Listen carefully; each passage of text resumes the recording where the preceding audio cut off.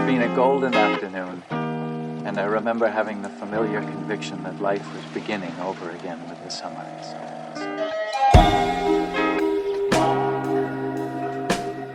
But there's something in me that's like, that's in a fun way, not like a competitive, like, screw you guys with your fancy Leica cameras. Let me show you what I can get with these cheap, like, forgotten about Leicas. But I've seen plenty of of shitty photography come from Leica. Oh, sure. I think I'm just sort of emboldened to say, well, what can I squeeze out of some of these less desirable Leica camera systems, and see what you can get, and also appreciate some of the design work that went into it. You know, the Velux is essentially a Panasonic camera with Leica stuff on it, but the Deluxe 2 that I have, you know, while I think it has the base architecture of whatever the equivalent Panasonic Lumix Digicam was, like the whole thing has a lot of Leica design cues on it, from how the lens cover works to shifting aspect ratios with a slide button, a slide dial on the lens of the camera.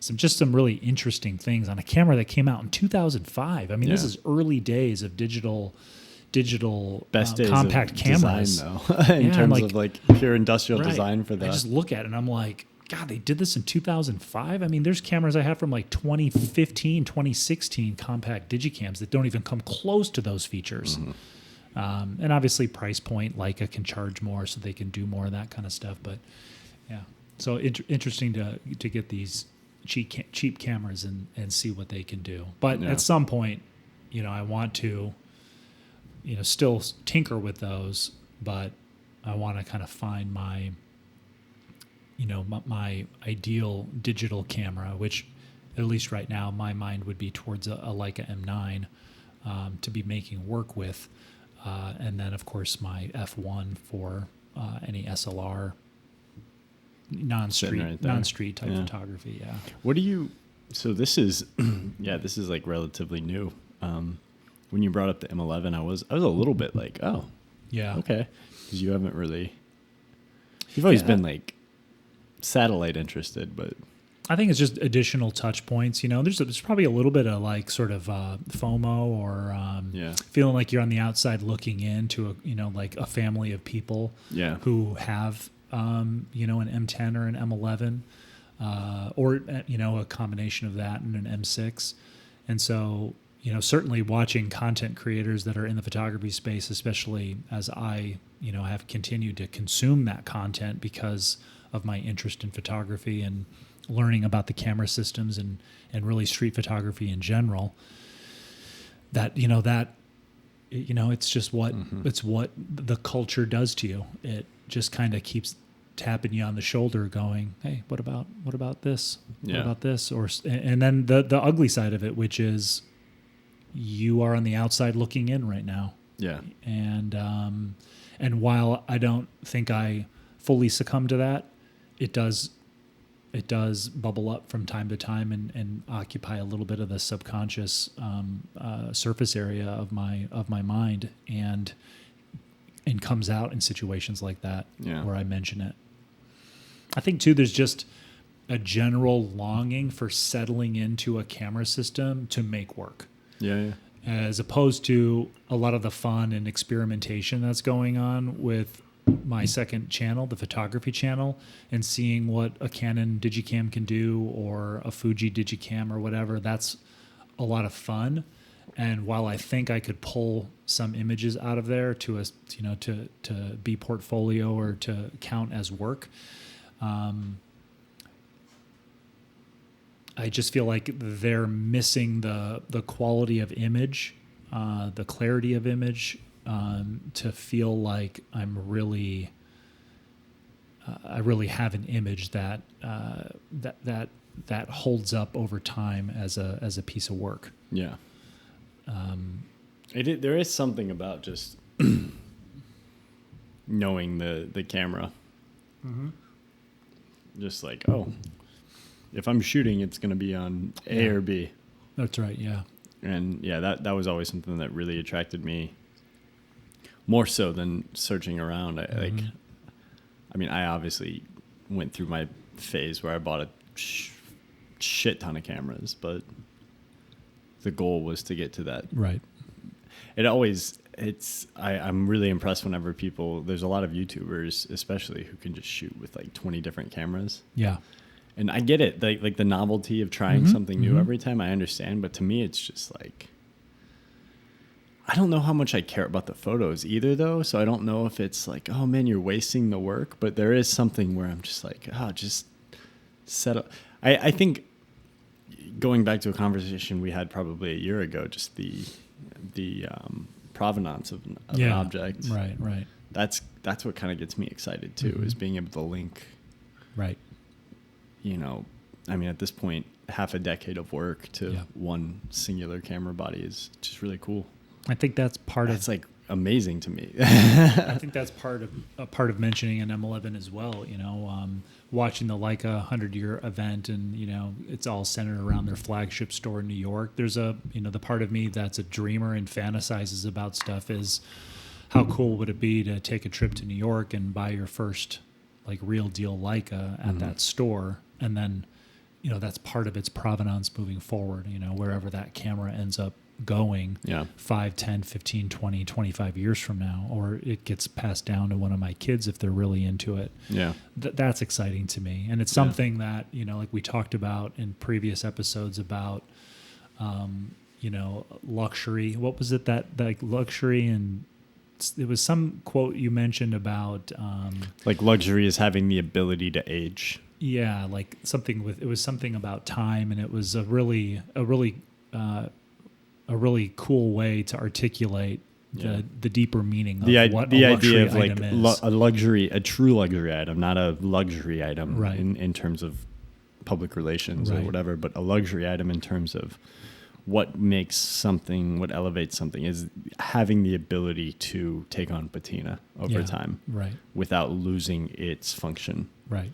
So, I mean, you just in that statement alone, you have some inherent truths. It has to have a function that it can serve. It has to, I guess, in my mind, it has to serve that function elegantly. I guess maybe it doesn't have to, but it also has to be able to, like what gives it significance is the stories that go into it. I mean, that gives anything significance, but what gives any object significance? I mean, we talked about the marketing of a lot of these cameras where they'll go to these exotic places.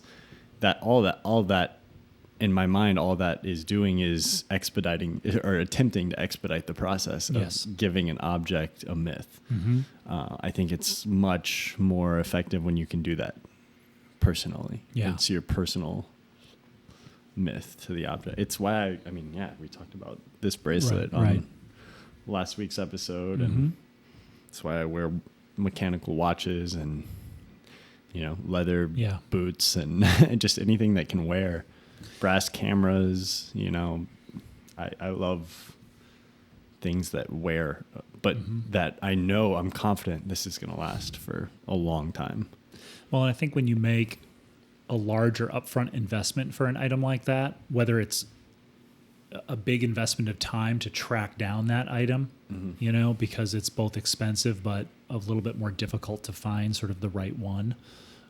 Maybe because of, like with the M9, there's all kinds of issues with the sensor. So to actually spend the time tracking down one that has been repaired or is eligible to be repaired or whatever, kind of checks all those boxes. But then also the price point. So if you do buy an M11 and a 35 millimeter Summicron lens and you're in $15,000 or whatever it would be, there's also an element of that where I feel like when you make that kind of a move, it's going to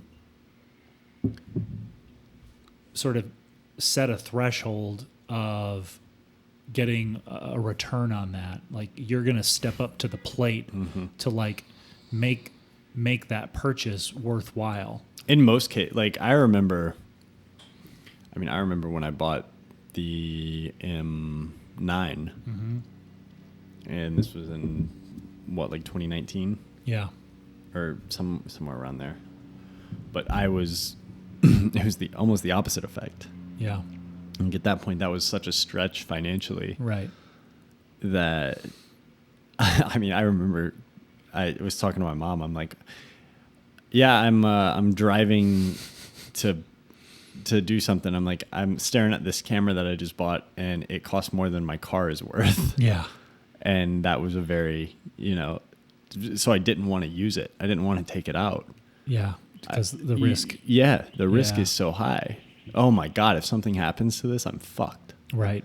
So it almost goes against like that was a big lesson to learn that of, oh, I don't want to fuck this up. Yeah. And that's the problem. Mm-hmm. And I mean, similar with the, when I bought the Hasselblad, it was, really cool camera, totally not the most elegant functional camera. Yeah.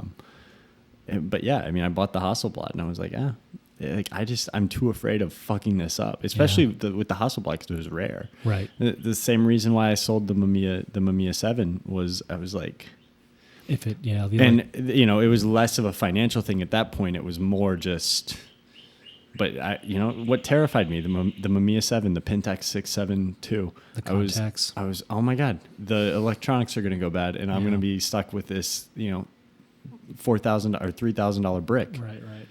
So, yeah, I mean, I almost think that I would almost argue the opposite of that. It really, I want to move this conversation out. Like, I feel like we're just talking about camera talk, stupid, hyper expensive. Yeah. Like this is two entitled dudes talking about like nonsense.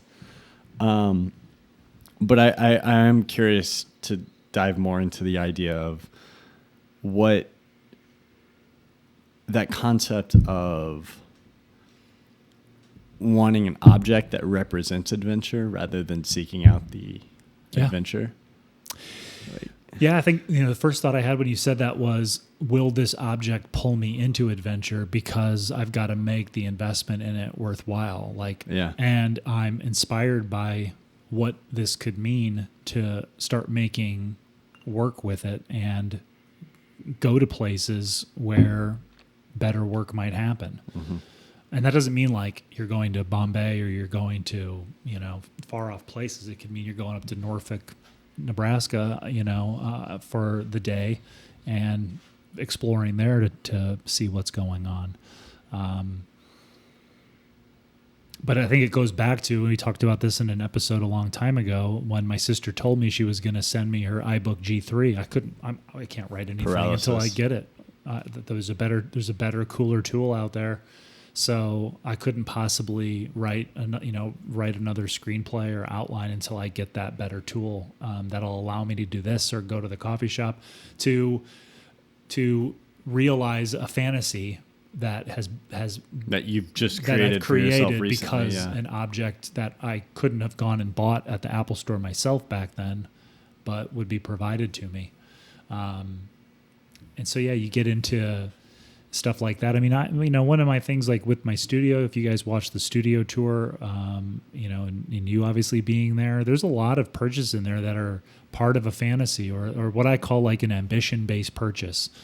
I see the item, it's inexpensive, but it means a lot to me, not necessarily because of its value, the monetary value, but what I could do with this. I could take this old stereo and clean it up and use it or sell it for a profit, or I can take all these digital cameras and make videos on my channel and have another revenue stream, another place for self-expression, another way to build community and connect with other people. Mm-hmm. And I'll give that object all this ambition and all this fantasy. And then sometimes you follow through on that, and it does help you to step up to the plate and deliver on it. But more often than not, after that initial explosion of dopamine and the fantasy generation and all that stuff, it's something that's just kind of a burden taking up space in your studio, and you're seeking out the next moment where you see an object that spawns fantasy and ambition and all these things that you're going to do. Because in that moment, your future is boundless and it is uninhibited and there are no obstacles. You don't have a kid who's homesick. You don't have the limitations of financial resources to take your truck and drive to some place for 2 or 3 days. Like all of that stuff is completely doable in that moment. And this is literally like in an instant, all this, blooms in my mind, in my emotions. All you have to do is spend that money. Yeah. You just acquire this thing and then where's the follow through?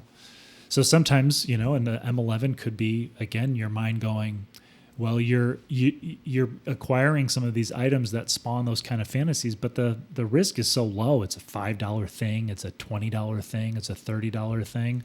So there's no follow through because the risk isn't there. And I don't think that if I, spent 15 grand on a high-end Leica system, that for a sustained amount of time, months, years later, I'd be out there toiling away with that camera, making work. And some of that it's not poor self-discipline. It's not a lack of ambition. It's not a lack of desire to do it. It's, for me, the crushing reality of adult life, partially self-imposed and partially, just being a dad and having to earn money. Like there's things I just can't do in my fantasy world that will allow me to be present with my kids, to earn the revenue that I have to earn to pay for all the normal stuff we have. So there's that as well. And I think, and I'll wrap up, but even when I watch photography YouTubers or a Gary Winogrand documentary or something like that, I just sit there and think that they lead this amazing life where they literally can spend all day out taking photographs. They have nothing holding them back. They have maybe minimalist lifestyles where the demands on them for revenue are low, or they don't care about it as much as somebody else. All these things. And you just think, man, they've got it. William Eggleston just had it made because he could just go out anytime he wanted to and just make work endlessly. And the resources to print it and develop it. And once he got that first show at MoMA, he was golden. And obviously none of that's true. But that's the sort of, the downside of how my mind and emotions work is I just sort of see these idealized, mythological, fantastical situations, and I contrast that with, the crushing reality of adult life as a 46-year-old guy with 2 kids and a house and all these, and all this stuff, and I think I have little flotation devices for that of, if I get this thing, then I'll unlock the key to that world and I'll be able to participate in it. And that's just not going to happen. Well, I think we do have a tendency to kind of take one person as a point of reference and then build our entire potential or our entire future around the idea or the narrative of that is beholden to that one individual. Right. Yes. When in reality, that's complete nonsense. Yes. The billions and billions and billions of people that have come and gone. Yeah. Everybody kind of figures out and does things a little differently. There's just a lot of different ways to get from point A to point B. And I mean, it's, you can look at William Eggleston. This is kind of what my realization on that was. It's like, I'd look at these people and I'd be like, well, I want to be like that. I want to do that. Yeah. And then you look up and you're just like, man, years just keep going by. Like I'm just getting older and I'm losing. And then at some point you kind of just have to be like, okay, what interests me? Like where am I at? Mm-hmm. What are the resources I have? Mm-hmm. Let's go there instead of trying to, position myself as this person or That's as right. this person's. It's just like, what am I? What do I care about? Let's lean into that. And I mean, it's tough though. It's, you know, every you there's always something new and shiny that pops up, especially in, you know, the world we live in now. It's constantly there's something new and shiny, and there's FOMO, and there's a little bit of just, I don't know if it's social anxiety or if, but I'm not part of a group, or I'm not right. Yes. And most of that stuff is just fabricated. Most of that stuff is not real, in my opinion. Might feel more real for some people than others, but yeah, I'm like, how do you deal with that? How do you fight those? Curious, because like with me, it's, I mean, usually if it is something, and obviously we're not perfect at this, but yeah, if the result is the only way to feel better or to accomplish this thing is to spend X amount of money on this product, I'm like, okay, that good marketing. Yeah. And then once you realize that, it almost does give you, it's just marketing. Mm-hmm. I got sucked in there. Like I got pulled into a vacuum there, because that's not reality. Reality's not as binary as, with this you'll succeed, without this you won't. Right. So if you find yourself in that situation, you've probably been manipulated to feel that way. Yeah. I mean, that's kind of the. But yeah, what are your, do you have tactics or tried and true methods? Yeah, I mean, I'm figuring out every day. Like no, and I think it's interesting. You know, the place that I'm coming from now, and this is all self-imposed, is my main focus right now is just revenue. Yeah. And everything that I've done the last year and a half, 2 years, has put me in a place where, oddly enough, where I sort of like have clarity of what I want to do. But to get that clarity, I kind of broke things a little bit, or at least not neglected them, but sort of just didn't give the revenue aspect of being a YouTuber and all that stuff the attention that it needed. And because revenue is way down and I still have my financial responsibilities to meet, part of the clarity I have, not only in what I sort of want to do in a more idealized setting, like a realistic idealized setting, like I just have, like, I'm making $5,000 a month, paying taxes, you know, like I'm like a middle class person, you know, just that has revenue that I can count on, even if it's a little up or down here and there, is to focus everything around getting it back to the way it was before. So then when I have free time, I'm not thinking about how I can monetize everything. So like tonight, if we go out and do photos, this part of my brain has a digicam where I'm like, well, I can get more photos with that digicam so I can make a video for my photography channel, because I'm 500 watch hours away from getting, you know, monetized, all this stuff. Guess who just got demonetized? Yeah. You did? Yeah. Oh, because your watch hours are down? I haven't posted a video in over a year. Oh, so because of the videos. Well, sorry, didn't mean to. No, that's good to know. I didn't know that, but I forgot that a lack of posting can demonetize you even if your watch hours are okay. Yeah. Yep. God, it's really been a year, huh? Yeah.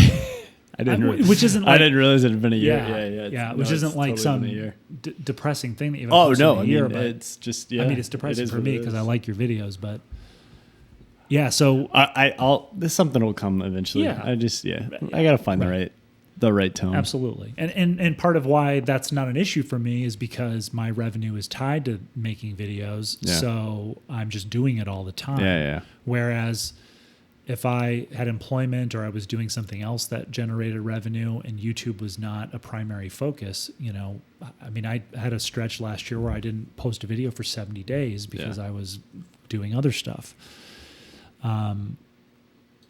So that's with that focus around revenue. It's like I don't even have the luxury of thinking about how to be disciplined and get out there making work.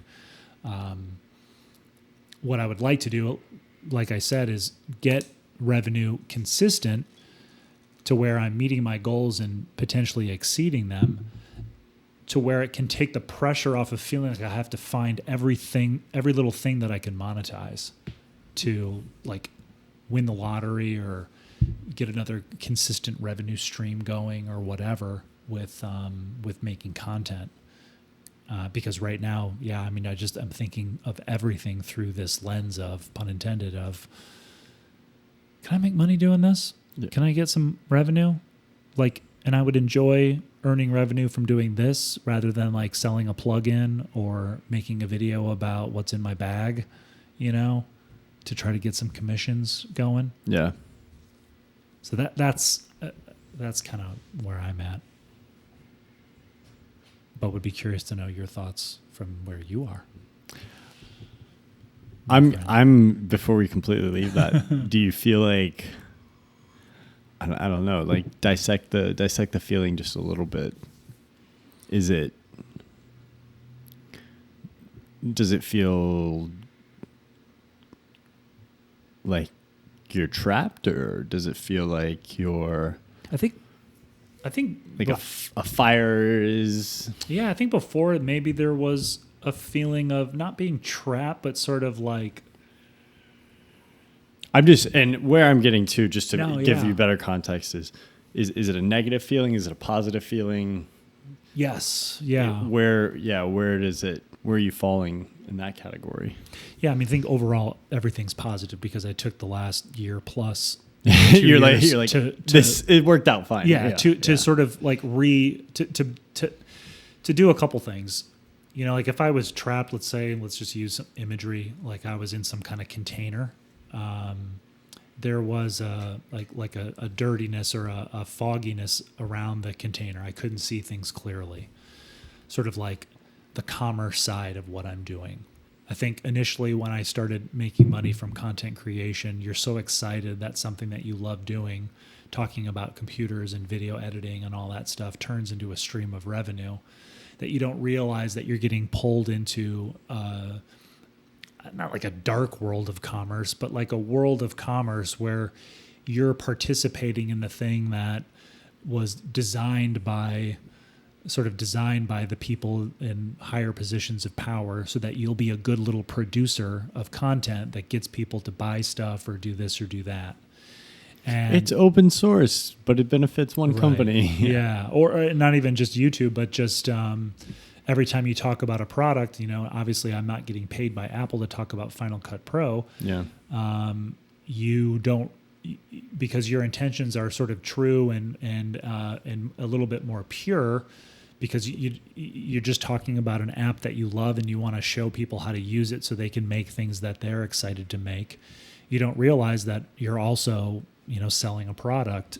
But then when you actually think about that, what's in my camera bag video, a big part of doing that is going, well, how much could I make in commission if I talk about this or that or whatever? Well, I don't usually have this in my bag, but if I don't talk about this product and put it in the bag and in the video, then I might not make as much money. And then if you make that video well-intentioned, like these are the things I don't leave my house without, but then you sit back and think about it, you're like, I'm excited to share this information with an audience, but the people that are in those positions of power are going, yep, keep making those videos, keep selling this stuff, keep pushing the commerce side of things. So I think I took that time away to not only build an awareness of that and do research into everything from, we talked about before, the Century of the Self and Edward Bernays and our society shifting from needs-based to desire-based, sort of learning how all those strings get pulled in people, to feel like you have a little bit more of an understanding of how all that works, so you can still participate in it, but in a way that's more on your terms. And that's, you can't not have a commerce element to it if that's how you're choosing to earn a living. And we both play a role in that through your career and through what I'm doing.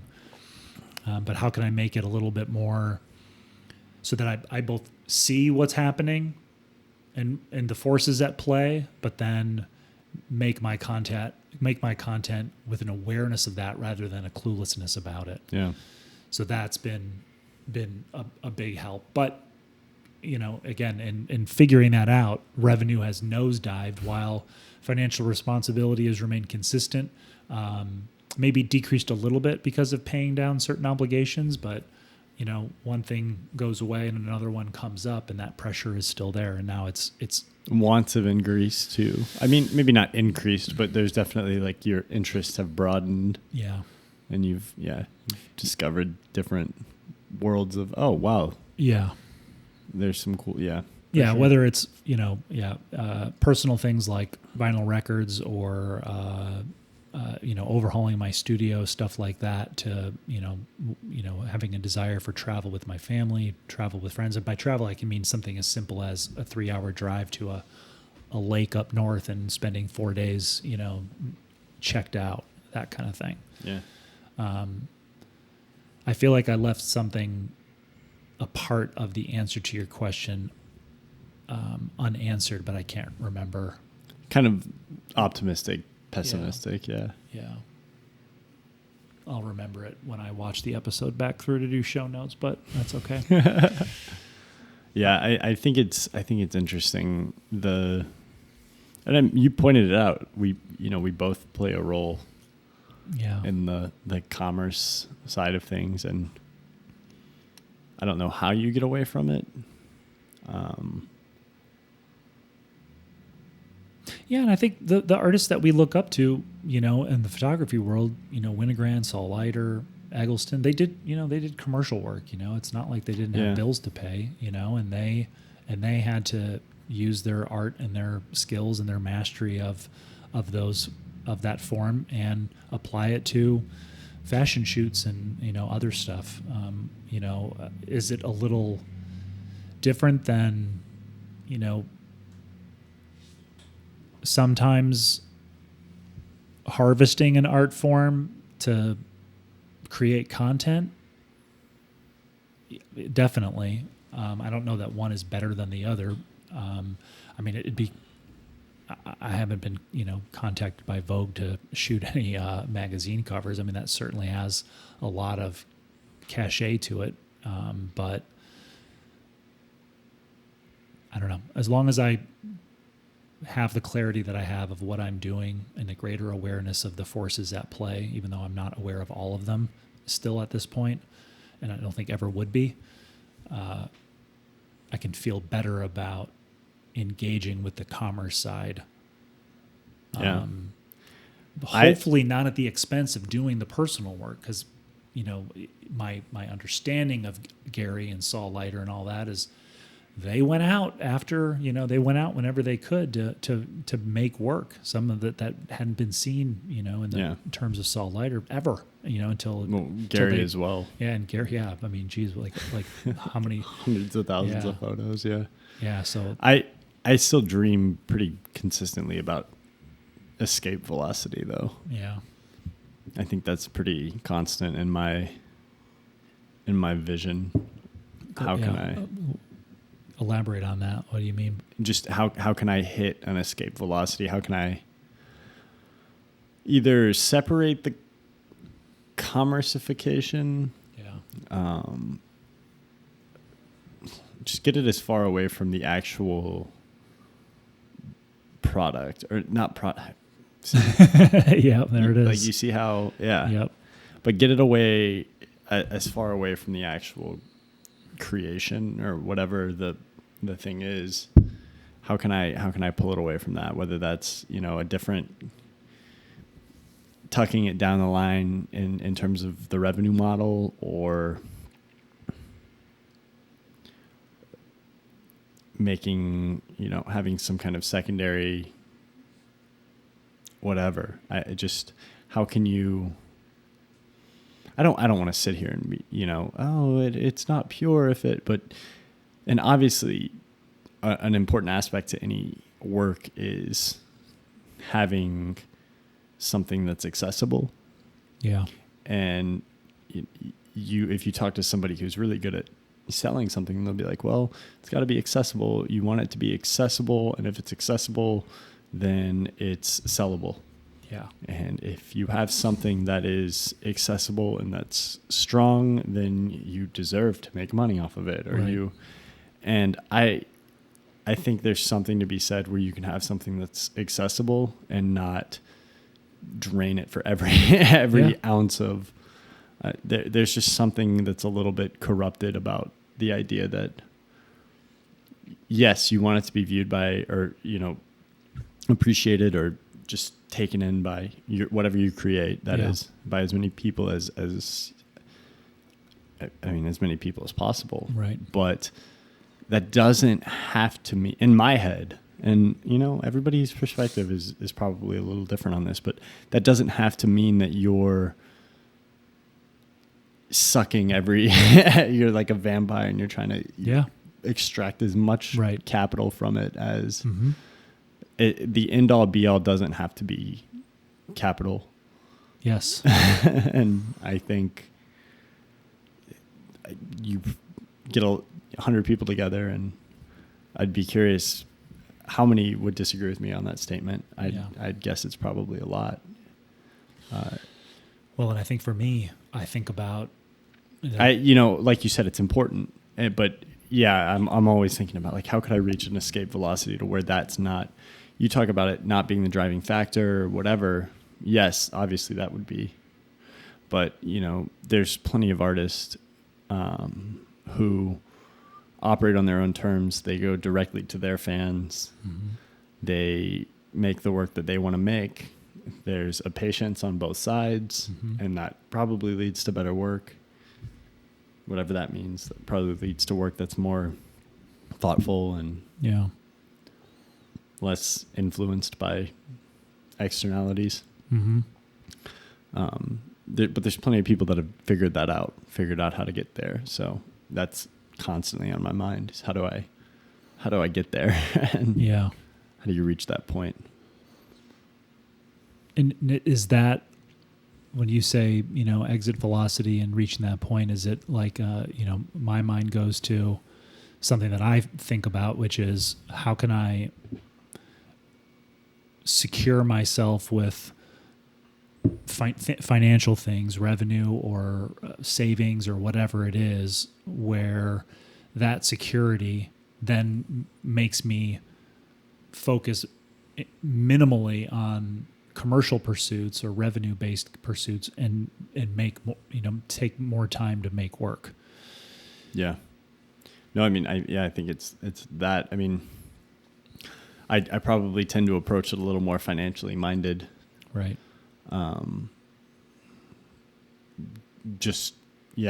Like reaching, whether it's, I think a cash flow is probably more of a realistic potential than like a savings point. Yeah. That you've got $8 million in your life. I can pay myself $80,000 a year and live a modest life and just make work all the time. Yep. Yeah, exactly.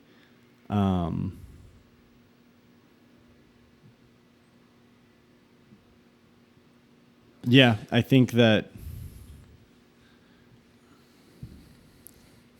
I do think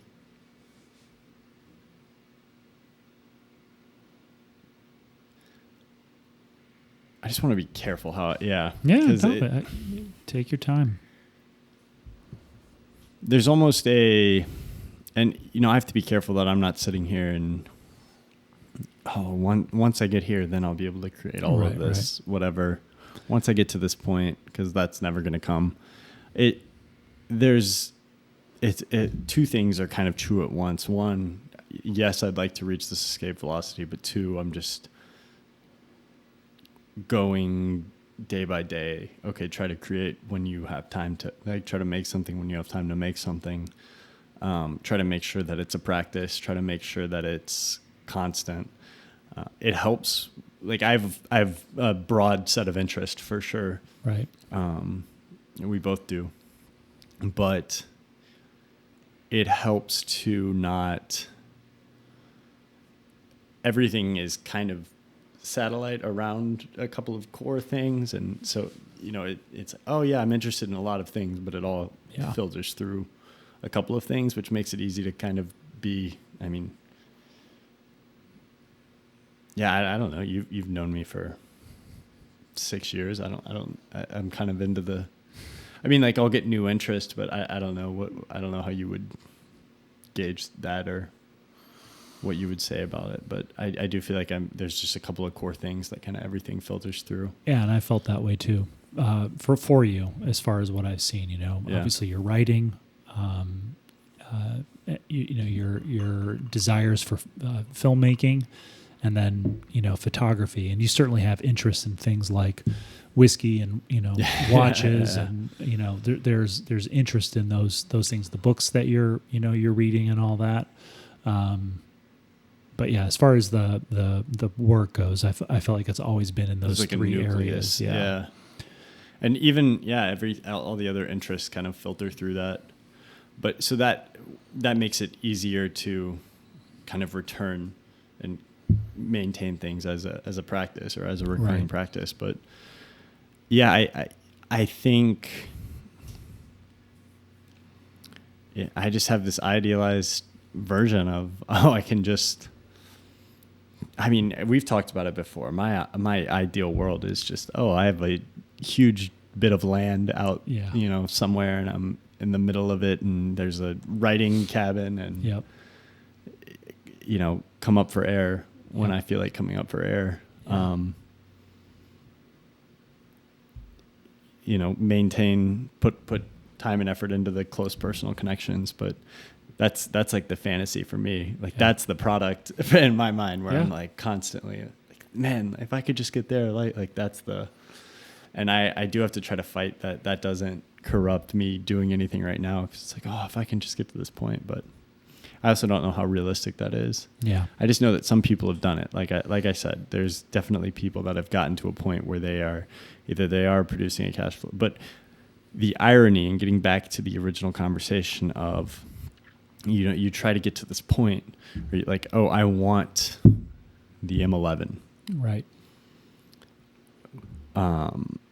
Or do you want the M11 or do you want the motorcycle? Mm-hmm. Well, the M11 is going to sit on the shelf, or the motorcycle is going to. The idea that I'm trying to get at is lean into the action, lean into the adventure of it. Like, where's the story? Yeah. What is going to give you it's going to teach you the most, and it's going to give you the best story to come back and tell. Right. Because that nucleus of things, at least for me, like with the nucleus being, like film, photography, and writing, it's only about experience. I can be like, I need this new computer, this new typewriter, this new camera, or that stuff doesn't matter. It's completely useless if you don't have something to actually put it towards. Yeah. And so, getting to the broader point, it's, usually it's easy to sit here and look at those things as if that is I want to get this thing. Yeah, that's my destination. That's the destination. Ownership of the object. A lot of times, the irony of it all is if you chase the other, if you just chase the adventure, or you chase the meaningful thing. Yeah. That's when that stuff is the byproduct. Right. Like a lot of the people that we've been referencing who have, for lack of a better term, achieved escape velocity. Yeah. They didn't do it because they were thinking about achieving escape velocity. They did it because they were just focused on making something that captured their what they wanted to say. Yeah. They focused on the adventure. They focused on going out and living a story that was worth telling. And then the byproduct of that was the escape velocity. So that's the lesson I think I keep telling myself or keep contending with. And I think it makes a lot of sense in my mind. Absolutely. And I think for me, part of this last couple of years is going, was I that way at one point? And then as social media and the internet and all that stuff took up more and more real estate from what I looked at, what I consumed, what I was just presented without even thinking about it, does all of that shift you from pursuing these experiences or making things to create, objects becoming the destination? Yeah, I had that exact thought on a run the other night after we got off the phone. That exact, how much have these social bubbles, these digital bubbles or whatever, how much has that shifted our perception towards the thing is the destination, right? Or the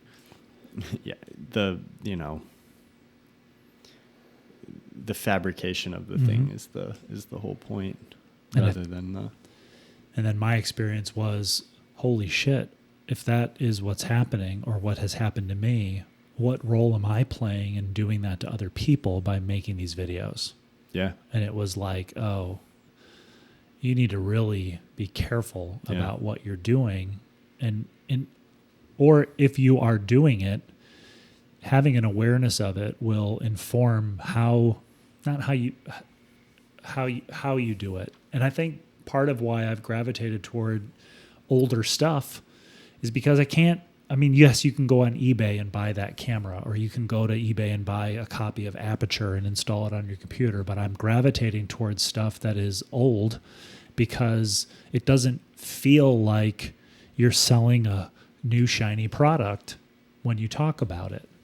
Oh, by the way, there's a link to this magic trackpad in the description. If you go to bnh.com, I get a little affiliate, kickback, and you'll have a new $130 thing that you think will solve all your problems. But no, you just move the goalpost toward the next object that you need to acquire to start making meaningful work. What's cool too is if you do that enough, and if you go against the echo chamber enough, you start to teach people, and not in a didactic way, but you start to teach people in a very subconscious, almost intuitive way, that the whole point of experience is to just find things that you enjoy.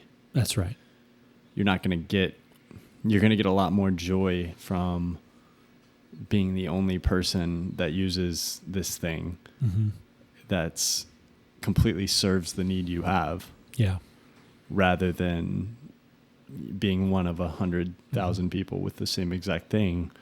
And everybody's looking around like, yeah, this is good, right? Yeah. This is good, right? Yep. Right? So you had to buy this, right? Yes. And you gave it to me. Yes. It's going to solve all your problems. There is nothing about that experience with you that makes me go, Alex is helping the company that made this book, or the people who own the rights to these thoughts, or this writer and his revenue and his money. And, is Alex getting a kickback because he handed this to me? And if I do something with it, he's going to get a little 5% commission. Like, there's nothing like that in us having talked about Jung, you mentioning this book, and then giving it to me as a birthday gift. And I spent the last 2 years going, how do I do that on the internet? Yeah. How do I take an innocent transfer, curation of an item between two friends and apply that to making videos on the internet? And I'm asking sort of not for an answer, but and I think I've gravitated toward these old objects because I can't earn a commission on them. Yeah. I can't get a commission on Aperture. I can't tell you about a Canon F1. And I guess I could sign up for the eBay affiliate program, and if someone buys it, I could get a little commission. Well, until we sell out, this podcast is a good example of until we get that sponsor. Right, until you get that sponsor. No, but this is like that's what I want to do. I just want to have a friend and we talk about all kinds of shit. And I send you a video, or I send you a product, or I buy a camera because your work inspired me, you know, all that stuff. I just want it to feel like that, but on the internet. And yes, in some instances, there might be a commission or something, but I would at least want, you know,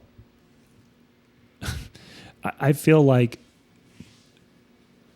I would know if you shared something with me and there was some little side hustle to it. There was some little kicker involved if you got page 13 now. Yeah. But can you imagine like giving me something where you have this sort of yucky thing to gain from it? Yeah. Like it doesn't even, when would that ever come up?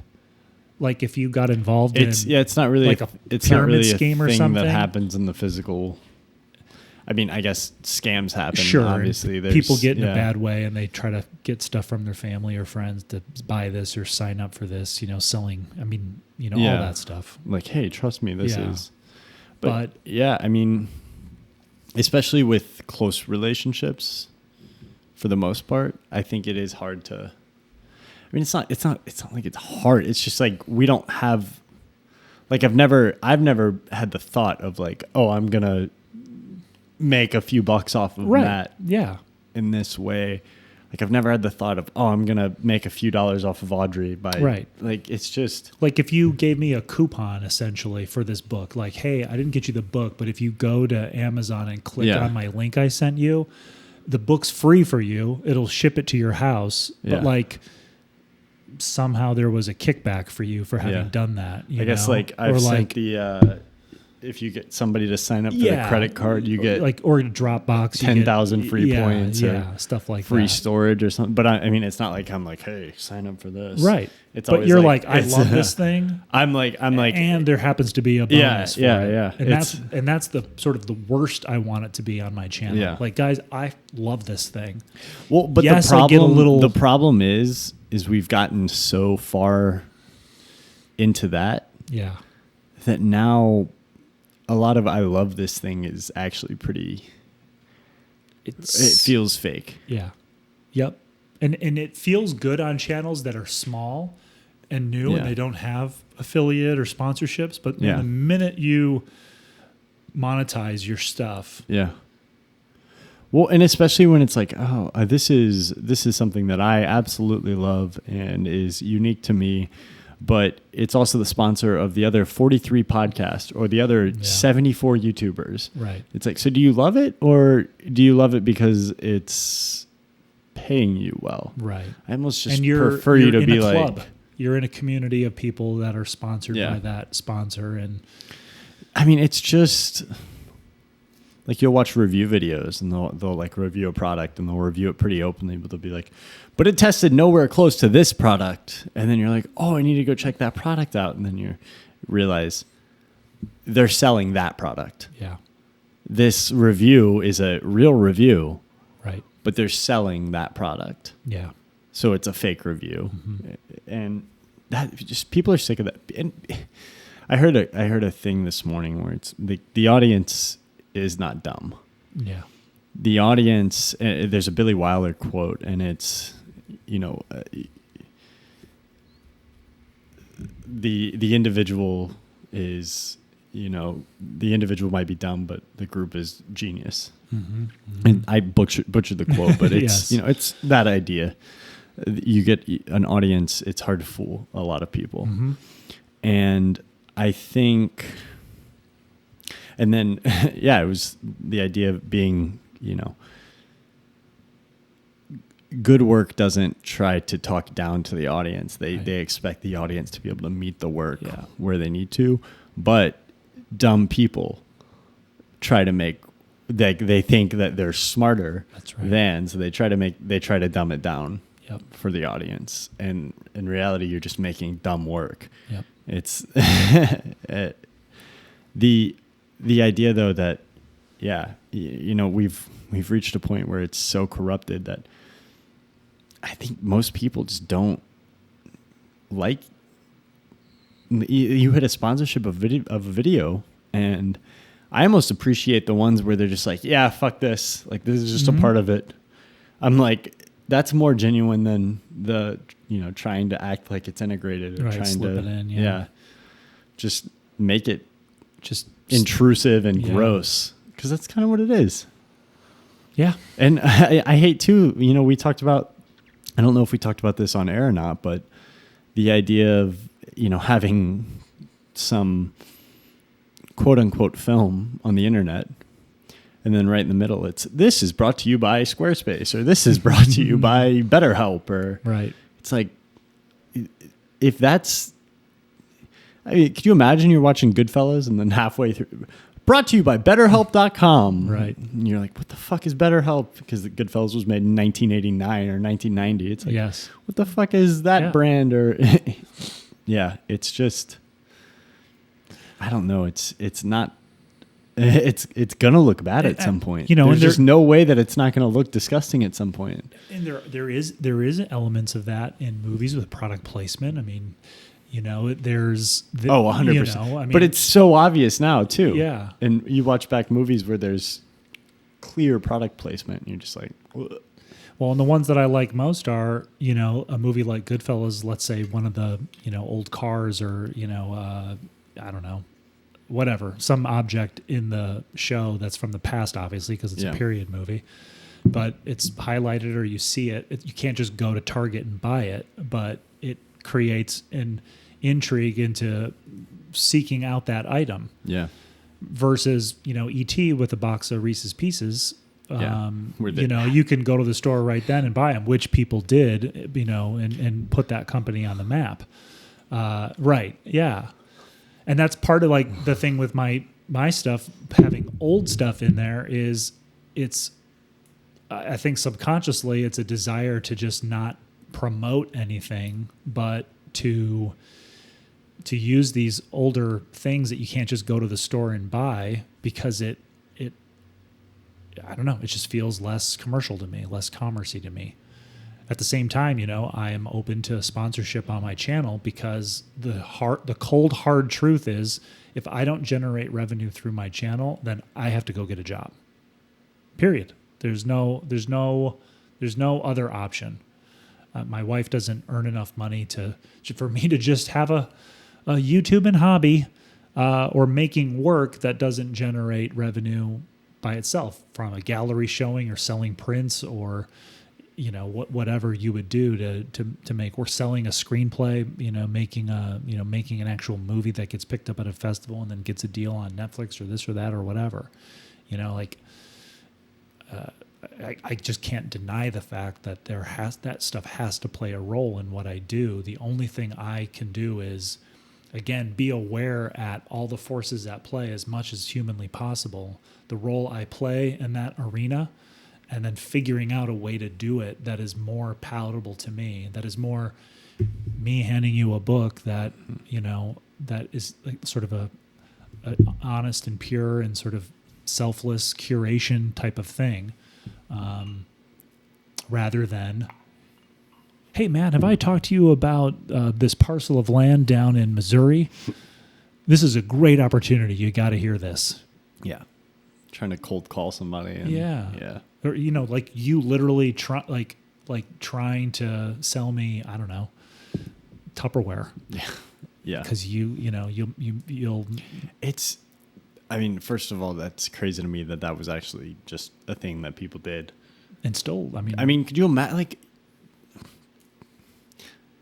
like you and I have been friends for 6 years now, 6+ years, really, really good friends for, past 3 years or so.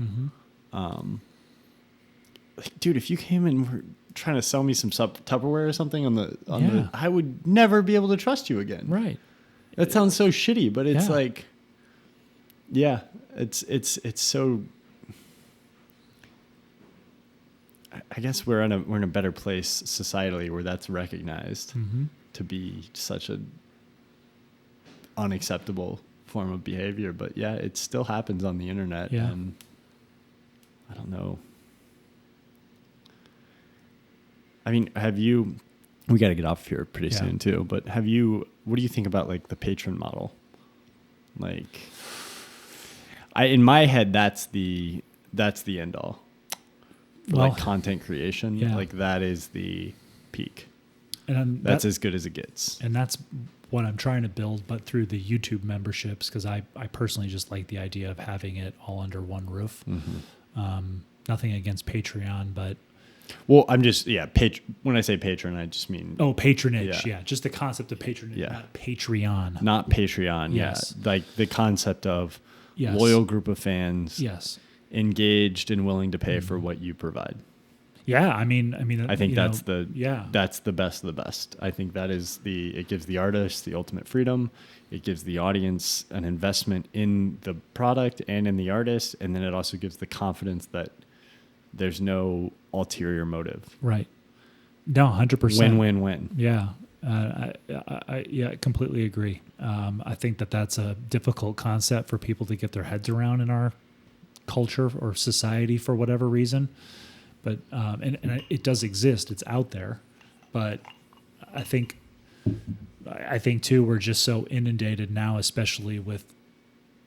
I'm not equating patronage to subscriptions, but it's a similar. It's for sure. It's on the spectrum of similarity. It's almost been hijacked by tech or any kind of. I mean, it's part of the playbook tech, now. But it's but we've grocery subscriptions, and all that stuff. Yeah. But I do think something like that would be incredible, and I don't. Other than like literally having a Patreon or YouTube memberships, I don't know how something like that would happen sort of naturally, where somebody was like, someone just sent me an email and said, I love your content so much. I would like to just help fund your operation, and I'm going to send you a check for $10,000 as part of what I think should be an annual giving to what you're doing, so that I feel secure in getting more and more work from you, and freeing you up from concerns about commerce to be able to do stuff. No strings attached. We'll have to put the old Kevin Kelly article, the 1,000 True Fans, whatever it was. Yeah. It's from like early 2000s, but right. Yeah, I mean, that's kind of the birth, or not the birth, but it was one of the original like digital marketplace patronage. Yeah. Well, and just as we wrap up, I do have YouTube memberships, and I have, probably 20 to 30 people who pay a monthly subscription to get additional content and perks and all that stuff through my channel. It's a low cost barrier of entry, and this is not me plugging it, but just to explain a little bit of how it works. There's a low end subscription of 99 cents a month all the way up to $20 a month. And I create videos that, are just sort of like that kind of book club vibe where you're talking about a video you watched or a book you read or something that you're dealing with or whatever. And the base subscribers have access to all those videos. And then there's some additional, I'm creating Final Cut Pro content that's a little bit easier to turn around quickly, but goes more in depth and has, more value, but is more palatable to a member rather than somebody getting fed this type of video in the algorithm where they're going to tune out quickly because it's not sort of doing all of the production value that a normal YouTube video might have. Yeah. So do you think if you just came out and were like, hey, this is the number I want to hit, and it would give me ease. Like, I would basically have to launch a Kickstarter or something, and basically I would through my channel say, hey guys, for me to continue doing this and not have sponsorships and not have that, I need $50,000 a year as just a baseline. And if I hit that goal, then these are the things I won't do on my channel. Maybe I won't take a sponsor, or I won't, I don't know, whatever I would do. And that's hard because you can have unlimited sponsors. Yeah. But, the subscription model or the patron model, whatever you want to call it, kind of fixes it. And I feel like if I saw one of my favorite YouTubers do something like that, I would be intrigued. I'd be like, that's interesting. I am not opposed to giving you, especially if I can see that other people are contributing as well. I'm not opposed to giving you $100, $150, $200 for the year to help you raise that kind of money. Yeah. To then be sort of free from the traditional means of commerce on that platform. And if I could contribute to your well-being so that you could keep doing what you're doing because I get a lot of value out of it, that's interesting to me. Yeah. One thing that I wanted to touch on with my channel membership this is just a hunch. I'm not, I don't have any data or anything to back this up, but YouTube changed how they present your channels to where now non-members see the videos that are available to members, and it's badged with this members only green badge on it.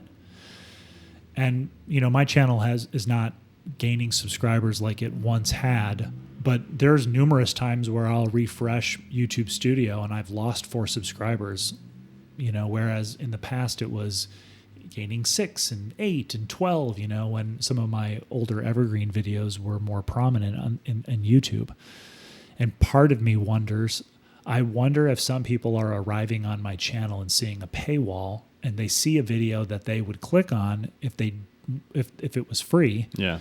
And they're irritated that they don't have access to it because of the commerce, because of the membership thing. And they're like, fuck this guy, unsubscribe.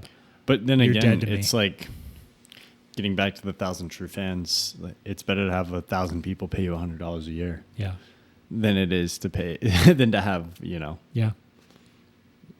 100,000 people and maybe with casually interested. 10 of them give you anything.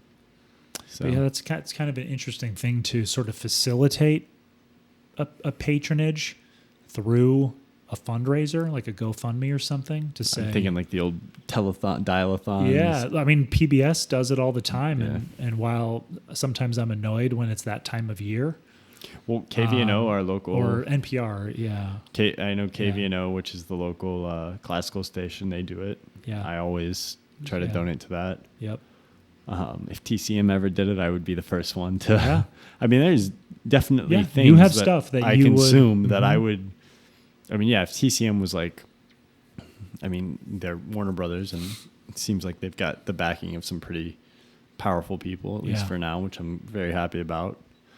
I've never thought about that. A YouTuber making a fundraiser essentially to hit. It's just being honest with it, like just not being a dick about it, but just, hey, look, here's the math. Yeah. Here's the math that I'm looking at. And it's like, this is what I do, and this is like, and you're gonna have some people that are turned off by that. Yeah. Well, there's a YouTube channel, this guy, The Critical Drinker, and he has like this, he's a Scottish guy, and he has sort of a character that he puts on and, is pretty harsh, but then also very complimentary to different shows or movies that he likes and dislikes. And I think he's decided to put his money where his mouth is on critiquing a lot of shows and calling them out for story issues, plot holes, cliches, all that stuff, to start making his own short content, short films and all that. And so he put together a fundraiser, and this guy like averages 1 million views per video. Yeah. And I think he's at like $250,000 to $300,000 that he's raised towards making these short films. And I sit there and go, geez, if I would need someone with 33,000 subscribers would need 50 grand, and this guy with 2-point-something million subscribers has only raised 300 grand. Yeah. Like, holy crap. What a mountain to climb for a small channel. It's kind of how you climb it, though. Do you get airdropped at the top, and then you don't have the gear to make it back down, or do you work it the right way? And It had been a golden afternoon, and I remember having the familiar conviction that life was beginning over again with the sunrise.